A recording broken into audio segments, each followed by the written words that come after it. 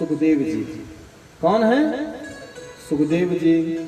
सुखदेव जी की जो कथा है बड़ी संक्षिप्त में है, एक ही श्लोक में है कि अप्रव्रजन्तमनुपेतमपेत कृत्यं द्वैपायनो विरह कातर आजुहावा पुत्रेति तन्मयतया तर्वोऽभिनेदो तं सर्वभूत हृदयं मुनिमानतोऽस्मि। कि जब सुखदेव जी का जब जन्म होता है तो जन्म होते ही वो संन्यास धारण लेने के लिए जा रहे थे। कहाँ जा रहे थे? संन्यास। अरे भाई, जिसका जन्म होता है तो पहले तो छोटा सा 2 महीना का बच्चा है, वो चल फिर नहीं सकता, तो वो सुखदेव जी कैसे चल के दौड़ने लग गए और पैदा होते ही संन्यास धारण लेने के लिए जा रहे थे।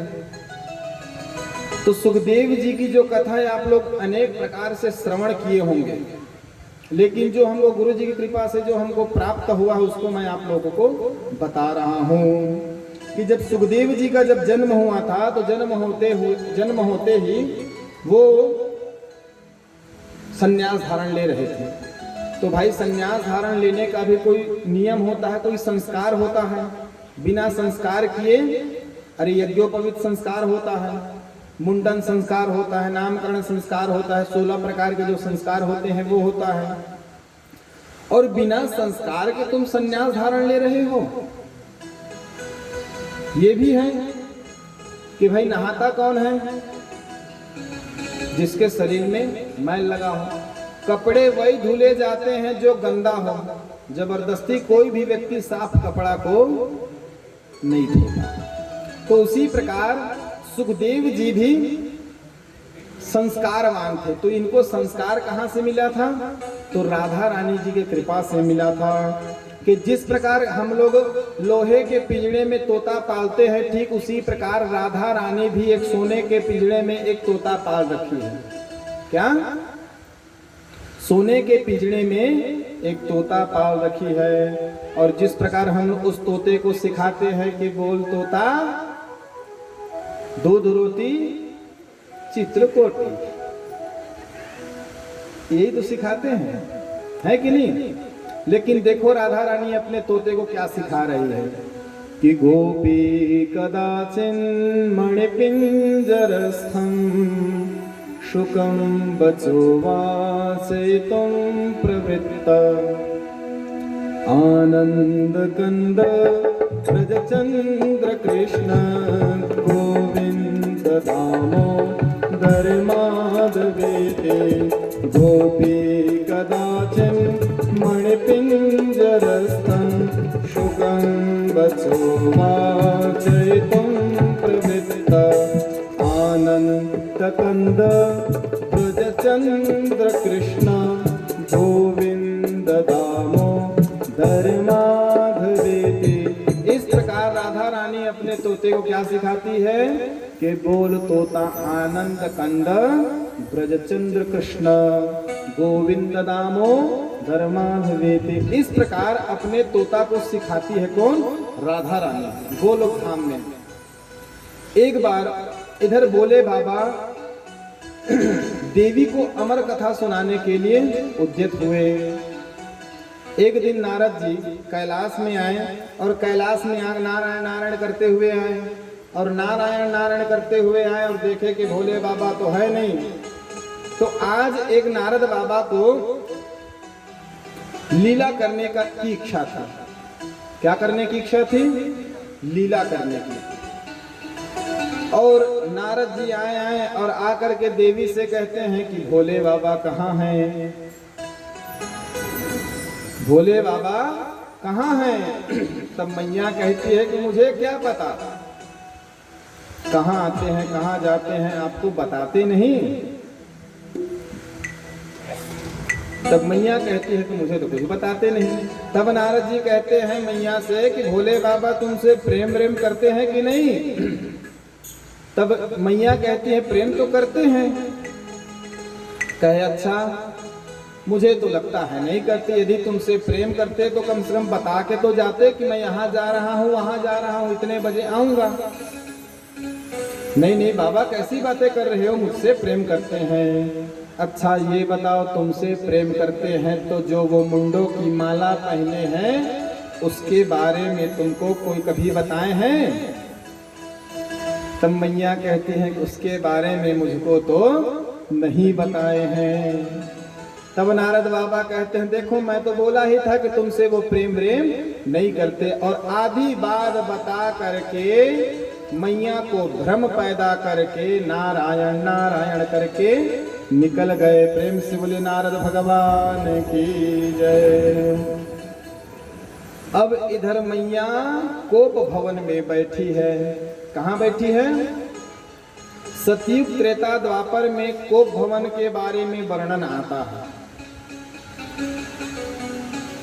लेकिन कलयुग में कोप भवन के बारे में वर्णन तो कोई है ऐसा व्यक्ति जो कोप भवन बनवाया होगा अपने लिए अलग से कमरा रिसाने के लिए? महाराज यहाँ सोए बर जगह नहीं तक कोप भवन बर। हाँ भाई, कई व्यक्ति को सोने के लिए भी जगह नहीं है, वो जाकर के सड़क पे सोते हैं। आप कोप भवन के बारे में बोलते हो। शाम का समय था, देखे कि मैया तो भोले बाबा शाम के समय आए, देखे कि मैया तो गद्दी पे बैठे ही नहीं है। तब नंदी बाबा कहे कि नारद बाबा आए थे। बोले तो धीरे से कान फूंक दिए कि आपको भड़का करके गए हैं। तब जा करके भोले बाबा जा करके मैया के पास जा करके बैठ गए कि देवी तुम क्यों गुस्सा हो बताओ। तब कहे कहाँ गए थे? तब भोले बाबा प्रेम से बोलते हैं कि देवी भक्तगण बुला लेते हैं तो जाना आना पड़ता है। बोले अच्छा, ये जो गले में मुंड की माला पहने उसके बारे में तुमने तो मुझे कभी बताया नहीं। तब भोले बाबा कहे कि देवी तुम पूछे नहीं हो तो मैं बताया नहीं हूं। फिर कहते हैं भोले बाबा कि ये तुम्हारे प्रेम का प्रतीक है। तब क्रोध में आकर के बोली कि तुम मुझसे प्रेम करते तो सोने के हार ला करके देते, सोने का झुमका ला करके देते, सोने का बिंदिया ला करके देते और बनारसी साड़ी ला करके देते। ये कौन सा प्रेम है जो मुंडों की माला ला करके दे रहे हो मुझे? तब भोले बाबा कहते हैं कि देवी तुम बार बार ये शरीर को त्याग देती हो और तुम्हारे त्यागने से मेरा प्रेम तुमसे देखा नहीं जाता, तो तुम्हारे मस्तक को उच्छेदन करके उस मुंडों की माला को मैं धारण कर लेता हूँ। तब देवी कहती है कि अच्छा तुम ही अमर पी करके आए हो, मैं ही बार बार मरती हूँ और तुम क्या अमर पी करके आए हो? तब देवी कहती है कि हाँ देवी मैं अमर कथा का पान कर लिया हूँ। तब भोले बाबा कहते हैं कि धन्य धन्य गिरिराज किशोरी, धन्य धन्य गिरिराज किशोरी, धन्य धन्य गिरिराज किशोरी, तुम समान नहीं को बतारी। पूछे हूँ रघुपति कथा प्रसंगा, पूछे हूँ रघुपति कथा प्रसंगा, सकल लोक जग पावन गंगा। श्री राम जय राम जय जय राम, श्री राम जय राम जय जय राम, श्री राम जय राम जय जय राम, श्री राम जय राम जय जय राम। भोले बाबा देवी को कहती है कि धन्य हो देवी धन्य हो, आज तुम्हारी कृपा से भोले बाबा जानते थे लेकिन वो आज तक मैया को अमर कथा का पान नहीं कराए, लेकिन आज उनके कहने पर भोले बाबा आज मैया को अमर पान का कथा सुनाने जा रहे हैं। अमरनाथ क्षेत्र में एक वट वृक्ष के नीचे भोले बाबा बैठ गए और बैठने के बाद मैया को कहते हैं भोले बाबा कि देवी मैं 7 दिन और 7 रात तक मैं अमर कथा सुनाऊंगा और सुनाने के बाद तुम सुन रही हो कि नहीं, इसलिए बीच बीच में हुकारू देते रहना। क्या पता मैं इधर सुना रहा हूं और तुम सो रही हो। नींद आ रहा है, आ रहा होगा। और इधर भोले बाबा मैया से कहते हैं कि बीच बीच में तुम जयकारा लगाते रहना, मैं कथा सुनाऊंगा तुम। तब कहे ठीक है भोले बाबा आप कथा सुनाओ। अब इधर जोर से जयकारा लगाए, प्रेम से बोलिए द्वारिकाधीश की जय। अब जैसे ही भोले बाबा जयकारा लगाए, सोई समस्त लोकों में गूंजने लगा। इधर गोलोक धाम तक पहुंच गया जयकारा भोले बाबा का। किसके कानों में? वो सुख के कान में, वो तोता के कान में। कहाँ है?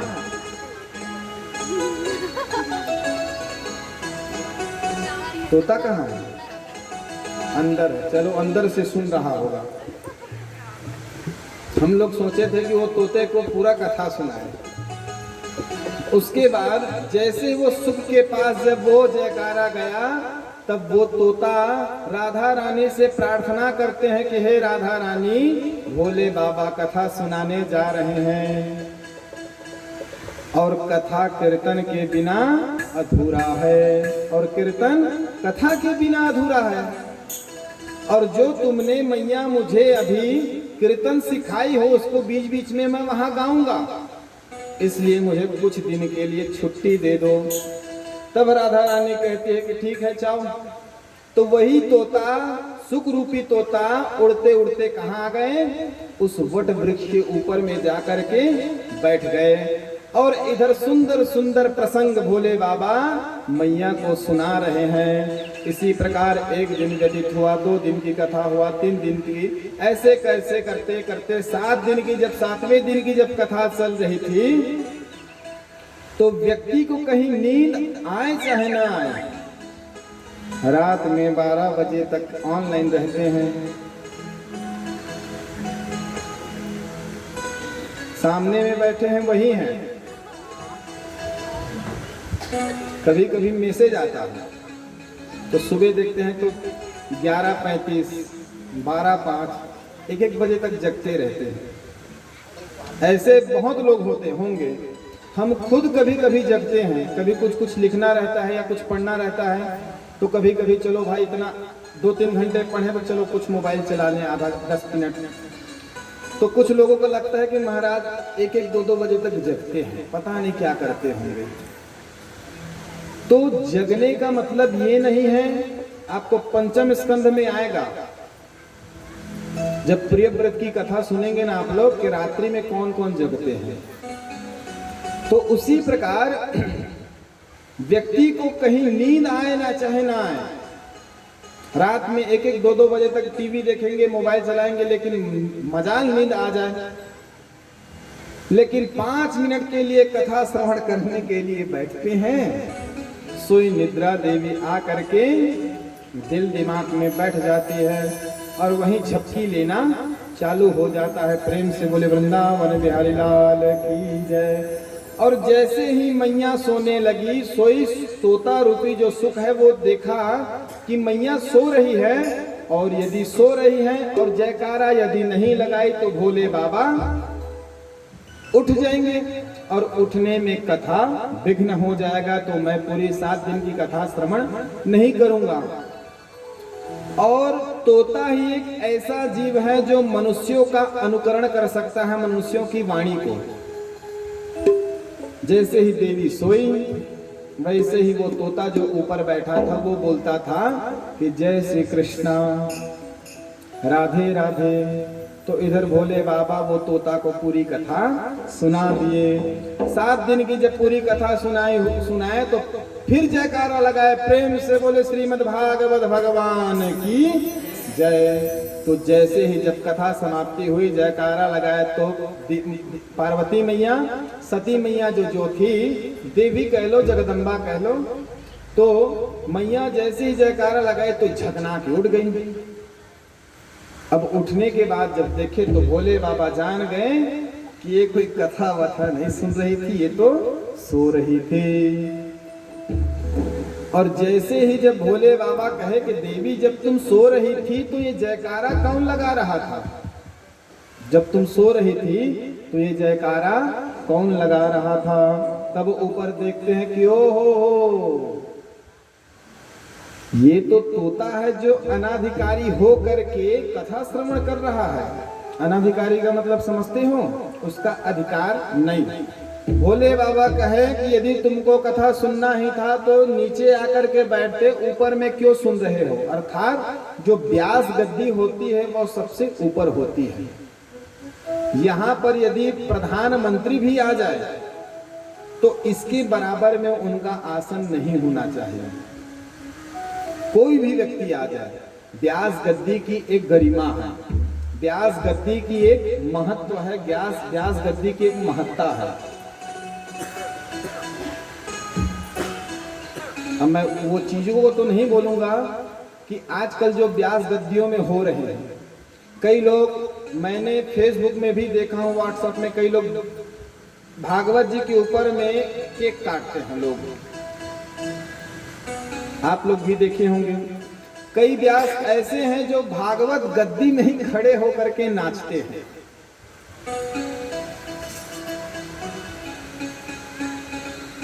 छत्तीसगढ़ में तो बहुत सुंदर है, लेकिन कभी कभी यहाँ भी आप लोग देखे होंगे फेसबुक में या कहीं पर भी बाहर से नचवाने वाले लाते हैं व्यास मंच में नचवाने के लिए, और छोटे छोटे कपड़े पहने रहते हैं वो लोग। सोचो तो ये व्यास गद्दी की जो गरिमा है, जो महत्व है, उनको स्वयं वो व्यक्ति नीचे कर रहा है, अर्थात उसका अपमान कर रहा है। तो जो सुनने वाले जो जजमान हैं उनको भी ज्ञात होना चाहिए कि मुझे ये कार्य कर रहा हूं वो ठीक है कि नहीं।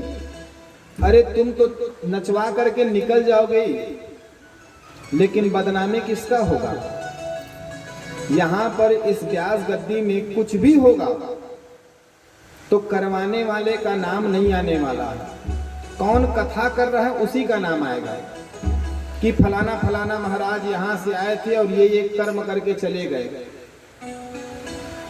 किसका अपमान हुआ। इसलिए व्यक्ति को सोचना चाहिए कि व्यास गद्दी एक महत्व है, उसकी एक गरिमा है। उस व्यास गद्दी में बैठ करके वो क्या करना चाहिए, क्या नहीं करना चाहिए, इसका व्यक्ति को विशेष रूप से गहन चिंतन करना चाहिए। उसके बाद भोले बाबा जब देखे कि अनाधिकारी होकर के तुम कथा सुन रहे हो, तो उसको मारने के लिए त्रिशूल उठा करके दौड़ने लग गए। तोता अपनी जान बचा करके भागे। इधर व्यास जी की जो पत्नी थी बीटिका, उसका एक नाम तिंगला भी है, वो जमाई ले रही थी। अर्थात जैसे मुंह फाड़ते नहीं जमाई लेते हैं, वैसे जमाई ले रही थी। सोई तोता उड़ते उड़ते आए, उनके मुख में प्रवेश कर लिए। तब इधर भोले बाबा आ करके धूनी लमा करके बैठ गए और उस तोते की निकलने की प्रतीक्षा कर रहे। इधर शाम के समय वेद व्यास जी आए और कहे कि भोले बाबा आज हमारे घर में आप। कहे क्या बताऊं। कहे कि एक अनाधिकारी तोता कथा श्रवण कर लिया और अमरपान करने के बाद वो आपकी पत्नी के मुख में घुस गया और मैं उसको छोड़ूंगा नहीं। तब वेद व्यास जी कहते हैं कि आप भोले के भोले ही रहोगे। एक तरफ कहते हो कि वो अमरपान कथा श्रवण कर चुका है, वो तो अमर हो गया, अब उसको तो आपका त्रिशूल के आप स्वयं उसको नहीं मार सकते। तो कहे अरे क्रोध में मैं भूल गया। तो वहीं पर भोले बाबा जो बची हुई जो कथा थी वो मैया को सुनाए। तो उनकी जो मैया थी, उनकी जो अर्धांगिनी थी, वो भी पूर्ण रूप से अमर हो गए। इधर वेद व्यास जी सूत जी सुखदेव जी को, तोता रूपी सुखदेव को बोलते हैं कि बेटा बाहर निकल। तब सुखदेव जी कहते हैं कि नहीं निकलूंगा पापा। बोले क्यों? क्योंकि यदि निकला तो माया मुझे घेर लेगी। कहे कि जब तक कि माया के पति इस धरती पे आ करके इस धरती को कृत्य नहीं करेंगे, तब तक कि मैं इस धरती पे आने वाला नहीं। तो सुखदेव जी वेद व्यास जी की पत्नी के गर्भ में 12 साल तक रहे। गर्भ में कितने साल तक? 12 साल तक। और जैसे ही कालांतर में भगवान कृष्ण जी का जन्म होता है, तब सुखदेव जी का भी जन्म होता है। प्रेम से बोलिए वृंदावन बिहारी लाल की जय। अब जब सुखदेव जी का